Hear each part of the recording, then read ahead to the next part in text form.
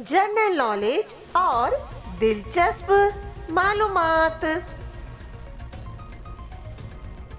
किस मुल्क ने अमेरिका को स्टैचू ऑफ लिबर्टी तोहफे में दिया था?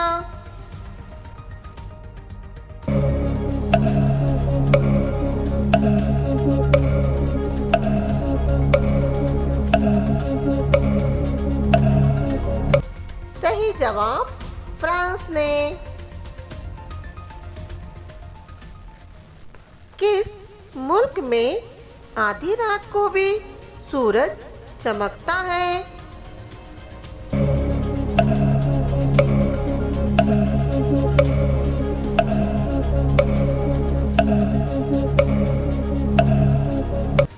सही जवाब नॉर्वे।